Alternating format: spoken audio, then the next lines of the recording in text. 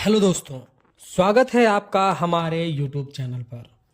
दोस्तों, आज के इस वीडियो में हम देखेंगे कि कॉलम में सरिया का ज्वाइंट कहां पर देना चाहिए, यानी कॉलम में जो है लैपिंग जोन कहां है।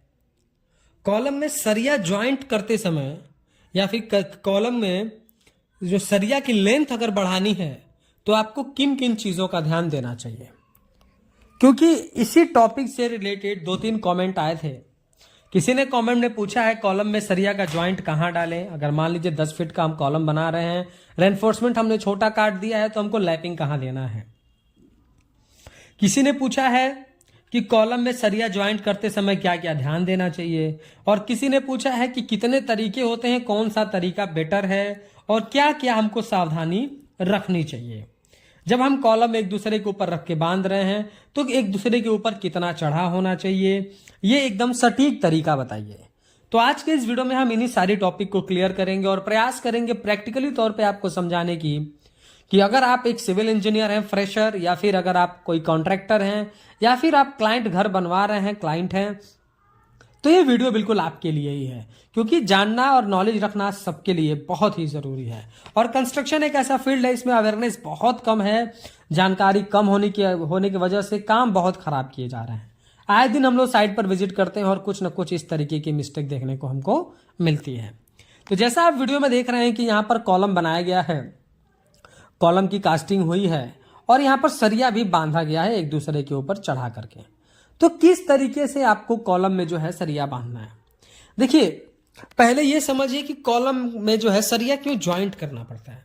मान लीजिए आपने 12 फीट का कॉलम आपको बनाना है और आपने सरिया छोटा काट दिया, तो अब आपके कॉलम की लेंथ को बढ़ाने के लिए आपको स्टील भी इसमें बनाना पड़ेगा, तभी तो कॉलम अगर 10 फीट का है तो हमारा स्टील भी उसके अंदर 10 फीट तक जाएगा। तो क्यों ज्वाइंट करना पड़ता है, उसका सिंपल सा आंसर है कॉलम की लेंथ को बढ़ाने के लिए। अब देखिए 3 तरीके मार्केट में चलते हैं।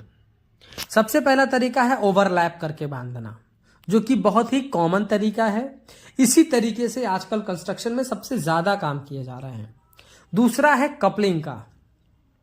कपलिंग में यह होता है कि हम नीचे वाले स्टील जो कि हमारा छोटा है उसमें हम बोल्ट लगा देते हैं, आप बोल्ट समझ सकते हैं, कपलिंग कर देते हैं, और ऊपर से स्टील का जो है हम उसमें उसको टाइट कर देते हैं, जैसा आप वीडियो में समझ पा रहे हैं। और तीसरा सबसे इजी प्रोसेस है वेल्डिंग कराना। अब चूंकि कंस्ट्रक्शन आप ऐसी जगह कर रहे हैं कि वेल्ड करने के लिए आपको इलेक्ट्रिसिटी या फिर जनरेटर की जरूरत पड़ती है, आपको एनर्जी की जरूरत पड़ती है, और इसमें आपका जो है पैसा भी ज्यादा लगता है। लेकिन ओवरलैप करना आज के कंस्ट्रक्शन में सबसे कॉमन चीज है कि लोग ओवरलैप का मेथड ज्यादा ही यूज करते हैं कॉलम में स्टील की लेंथ को बढ़ाने के लिए। तो हम देखते हैं कि कॉलम में जो है आप कहां लैप दे सकते हैं, और अगर आप ओवरलैपिंग करके ही कॉलम की लेंथ को बढ़ा रहे हैं तो उसका सही तरीका क्या है। सबसे पहले हम देख लेते हैं कि कॉलम में जो है जब भी आप ओवरलैप कर रहे हो तो आपको क्या क्या सावधानियां बरतनी है। सबसे पहले कॉलम में अगर आप जो स्टील काट रहे हैं तो आप कोशिश करें कि स्टैटिक हो, यानी कि वो एक छोटी बड़ी हो। कॉलम के सारे जो स्टील हैं वो एक ही हाइट पे न कटे हो, बराबर न कटे हो, ऊपर नीचे कटे हो। यानी कॉलम में स्टील का कटिंग जोन एक पास नहीं होना चाहिए, ऊपर नीचे होना चाहिए, लगभग 1.5 से 2 फीट की हाइट पर। मान लिया आपने कॉलम में 4 स्टील डाला है तो आप एक 12 फीट की हाइट पर काटिए, एक 10 पे काटिए, दूसरा 11 पर काटिए। इस तरीके से आप रैंडमली काटिए, ऐसा नहीं कि सारा 10 फीट की हाइट पर ही काट दिया या 12 पे ही काट दिया। उससे क्या है कि सारा का सारा ओवरलैप जोन, कटिंग जोन एक पास आ जाता है। तो ऊपर से जब भी लोड आएगा तो कॉलम का सबसे वीक पॉइंट वही होता है, या फिर जब भूकंप वगैरह आते हैं तो कॉलम वहीं से वीक होने की वजह से वहां से टूटने के चांसेस सबसे ज्यादा होते हैं। इसलिए कॉलम का कटिंग जोन एक पास नहीं रखना है, कम से कम 1-1.5 फीट 2 फीट की दूरी पर हो। अब क्या है, जैसे आप वीडियो में देख रहे हैं, कॉलम में लोग जब लैप करते हैं तो एक के ऊपर एक स्टील चढ़ा करके बांध देते हैं, जो कि बिल्कुल गलत तरीका है। इस तरीके से लोड ट्रांसफर नहीं हो पाता है। तो आपको क्या करना है, जैसा आपको वीडियो में दिखाया जा रहा है इमेज के माध्यम से, आपको कॉलम में स्टील जॉगल करके करना है। यानी कि नीचे वाले स्टील में जॉगल नहीं करना है, आपको ऊपर से जो स्टील आ रही है उसमें जॉगल करके उसको नीचे वाली लेंथ से मिला देना है। इस तरीके से आपको कॉलम में स्टील का लैप करना है जॉगल की हेल्प से, जैसा आपको वीडियो के माध्यम से समझाया जा रहा है।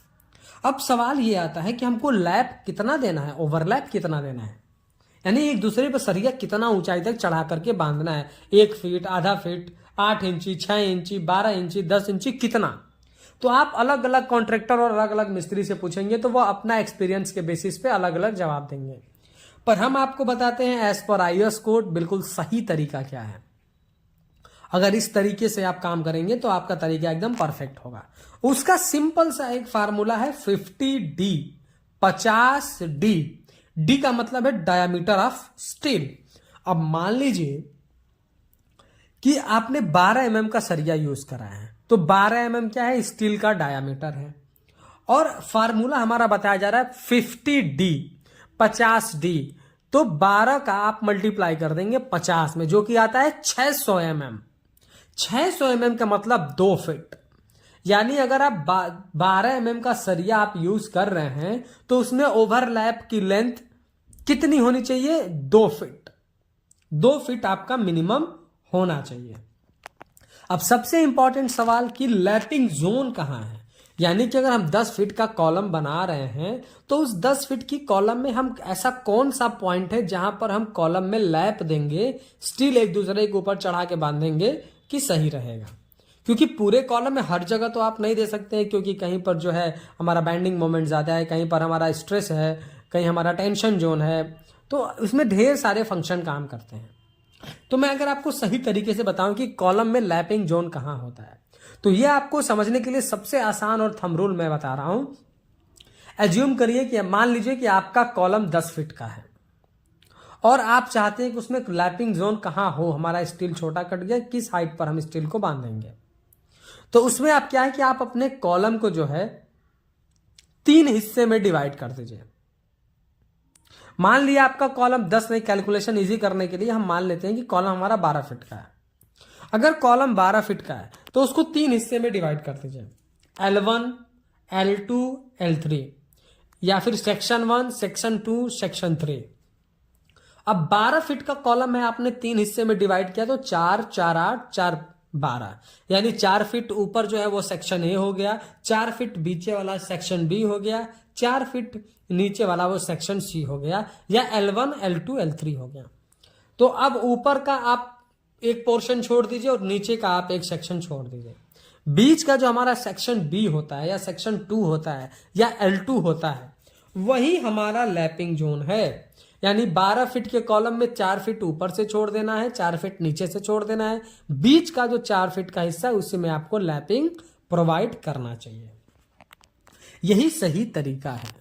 तो दोस्तों उम्मीद करता हूं कि वीडियो आपको पसंद आया होगा। अगर वीडियो पसंद आया हो तो प्लीज वीडियो को लाइक कर दें, और अगर चैनल पर नए हैं कंस्ट्रक्शन से रिलेटेड ऐसे ही इंफॉर्मेशन